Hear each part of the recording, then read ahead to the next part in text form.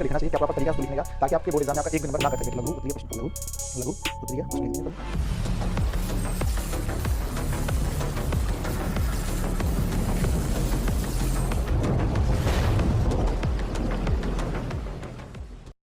हाँ तो नमस्ते जी, कैसे हैं आप लोग? उम्मीद करता हूँ बहुत अच्छे होंगे। और मैथ में कॉपी कैसे लिखें, इसके बारे में आप सभी लोग बहुत ज़्यादा मुझे कमेंट कर रहे थे। और प्यारे बच्चों, मैं बहुत ही कम समय में आपको बताऊंगा कि मैथ का कॉपी हमें कैसे लिखना चाहिए, क्या प्रॉपर तरीका है उसको लिखने का, ताकि आपके बोर्ड एग्जाम में आपका एक भी नंबर ना कट सके। ठीक है ना?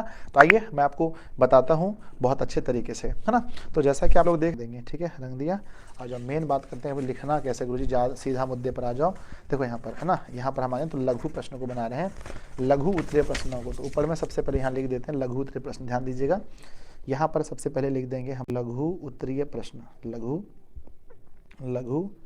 उत्तरीय प्रश्न लिख देंगे ऊपर में, ताकि प्रॉब्लम ना हो। ठीक है, नीचे में 2 लकीर पा देंगे इंच रख करके, है ना, लेके जाएंगे ना ज्योमेट्री बॉक्स। आइए, पहला क्वेश्चन है नंबर 1 हमें सॉल्व करना है, फर्स्ट नंबर सवाल है। तो क्वेश्चन नंबर हम जब भी देंगे तो गोल कभी मत घेरना क्वेश्चन नंबर पे। ठीक है, तो नंबर जब भी देंगे तो 1 नंबर सवाल हम लोग बना रहे हैं, इसको हम लोग सॉल्व कर रहे हैं या हल लिख के डैश देंगे। 135 और 200, 100 क्या लिखा है क्वेश्चन में, ध्यान दीजिए क्वेश्चन क्या लिखा है, 135 और 225 का HCF ज्ञात करने के लिए यूक्लिड का प्रयोग कीजिए। तो लिखेंगे 135 और 225 का। तो लिखेंगे बच्चों माना, इसमें से माना हम लोग मानते हैं कि A का मान क्या होगा, 225 होगा, और B का जो मान होगा वो 135 होगा। तो लिखेंगे यहाँ पर थोड़ा सा साफ साफ लिखना, जैसे मैं लिख रहा हूँ, एक लाइन छोड़ दिया गया है ना।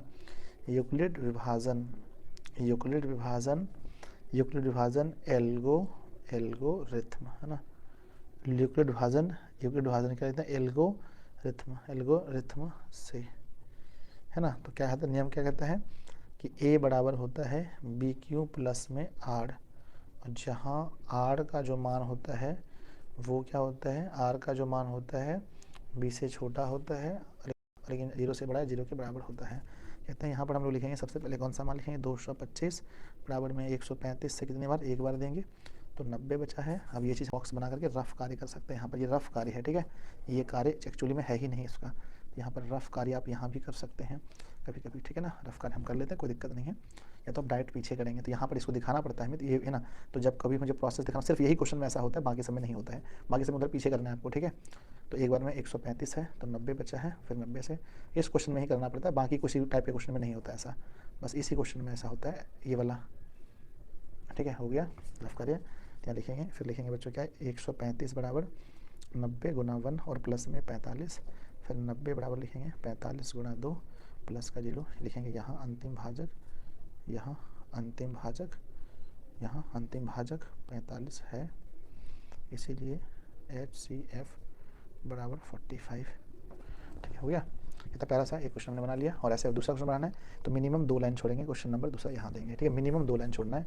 आइए पढ़ते हैं, सवाल लिखा गया है, सवाल में प्यारे बच्चों है ना, तो मिनिमम आपको 2 लाइन छोड़ना है ताकि परेशानी नहीं हो। ठीक है, मैंने देखा आपने मिनट छोड़ा, और ये जो आप देख रहे हैं कि सर आपने रफ कार्य यहीं पर कर लिया, रफ कार्य तो पीछे करना चाहिए, नहीं, ये वाला क्वेश्चन जो होता है ना, ये मौसा वाला क्वेश्चन, SCF वाला, इसमें आप यहाँ करते हैं। ठीक है, बाकी किसी क्वेश्चन में, सिर्फ इसी क्वेश्चन में ऐसा होता है, बाकी में पीछे होता है। इसमें ना आप अगर रफ कार्य नहीं भी लिखें तो कोई दिक्कत नहीं है, इस क्वेश्चन को आप ये लेकिन नहीं भी देंगे तो भी दिक्कत नहीं, देते हैं तो भी दिक्कत नहीं, क्योंकि बहुत सारे बुक में ऐसा दे करके बनाया जाता है और बहुत सारे बुक में बिना रफ का बनाया जाता है। ठीक है, आ जाओ नेक्स्ट देख। अब क्या करते हैं, इसमें दीर्घ लिख देते हैं, यहाँ पर दीर्घ है हमारा, दीर्घ यहाँ पर लिख देंगे। पहले बच्चों यहाँ लिख देंगे कि हम लोग दीर्घ उत्तरीय प्रश्न बना रहे हैं, तो यहाँ पर दीर्घ लिख देंगे, दीर्घ उत्तरीय प्रश्न, दीर्घ उत्तरीय प्रश्न लिख देंगे ताकि दिक्कत ना हो, दीर्घ उत्तरीय प्रश्न लिख देंगे। ठीक है ना, चलिए उसके बाद मुझे बनाना है ये वाला ग्राफ के लिए, ग्राफ के लिए अलग से पन्ना आता है, उसी में बनाना पड़ता है, उसी में ग्राफ खींचना पड़ता है। ग्राफ को छोड़कर अगर आपको रचना बनाना तो रचना इसी में बनाना पड़ेगा। ठीक है ना, तो रचना हमें दीर्घ का क्वेश्चन नंबर दूसरा बनाना है, रचना, रचना बनाना है। इसमें बोला है BC 6 सेंटीमीटर, तो इंच लेकर खींचेंगे 6 सेंटीमीटर। ठीक है ना, इंच लेकर के 6 सेंटीमीटर खींचेंगे, 6 सेंटीमीटर बोला है, और क्या बोला है 5 सेंटीमीटर है, तो 6 सेंटीमीटर बोला, तो देखो ध्यान से यहाँ पर देखेंगे 6 सेंटीमीटर, हम लोग 6 सेंटीमीटर देखेंगे। ठीक है, थोड़ा सा नीचे करके खींचा जाता है, ऊपर जगह बचे 6 सेंटीमीटर ना, तो देखिए 0 से खींचना पड़ता है जब भी खींचते तो 0 से, तो 0 से 6 खींचना है, तो ये 0 से हमने खींचा 6 सेंटीमीटर। ठीक है, ज़्यादा हो गया सर मेरा 6 सेंटीमीटर। आगे क्या बोला है, आगे बोला है कि AB 5 सेंटीमीटर है और 60 डिग्री एंगल बनाना, A से लेकर के B 5 सेंटीमीटर।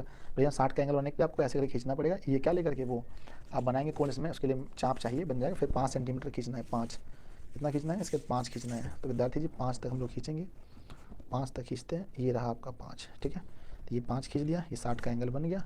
अब इसको मिलाना है, तो लीजिए हम इसको मिला देते हैं। मिलाने के बाद विद्यार्थी जी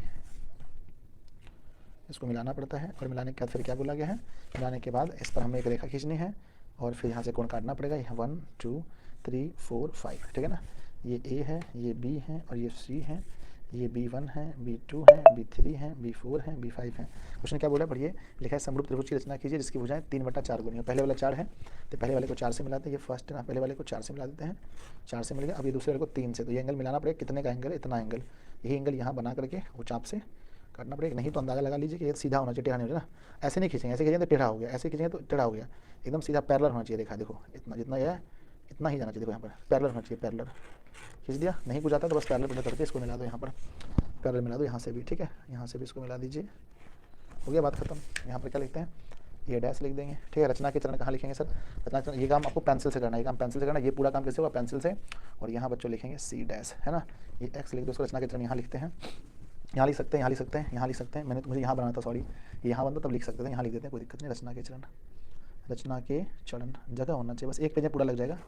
इसमें नंबर एक लिखेंगे, नंबर 1 लिखेंगे। ये था कितना, ये था 6 सेंटीमीटर, ये था 5 सेंटीमीटर। लिखेंगे त्रिभुज ABC की रचना की, त्रिभुज ABC की रचना की जिसमें BC बराबर 6 सेंटीमीटर, AB बराबर 5 सेंटीमीटर एवं एंगल ABC बराबर 60 डिग्री है।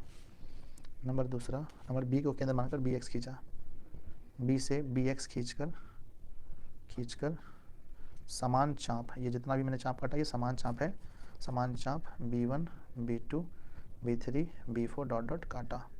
फिर क्या लिखेंगे नंबर तीसरे में, ये 3 को C, है ना, B4 को C से तथा B3 को, है ना, B3 को C1 से मिलाया। मुझे ये लिखना था ना, मिलाया, यहाँ पर लिखना ना, मिलाया, यानी तो समान चाप पर, है ना, समान कोण पर, ठीक है। नंबर 4 देखना चाहते हैं। अब क्या हुआ कि C से A1 को लिखना, C से A डैश को मिलाया।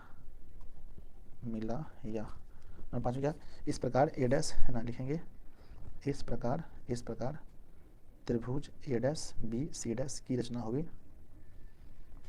होगी जिसकी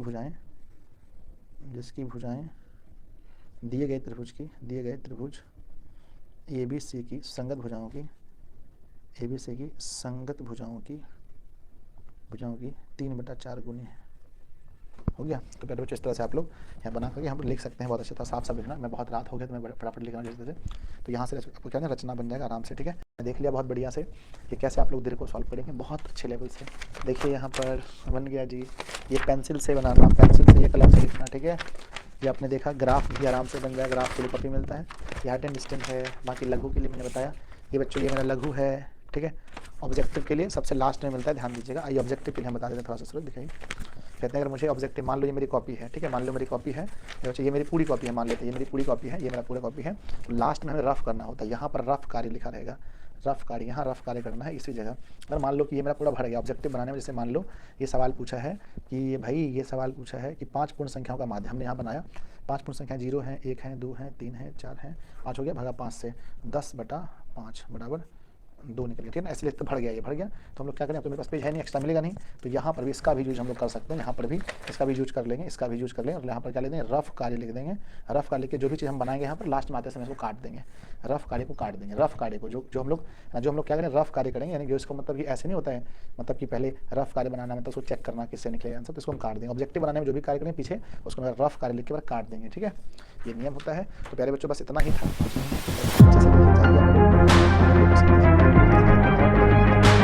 खैर कोई नहीं, इतना देर में भी आप लोग देख लेंगे, मुझे पूरा भरोसा है।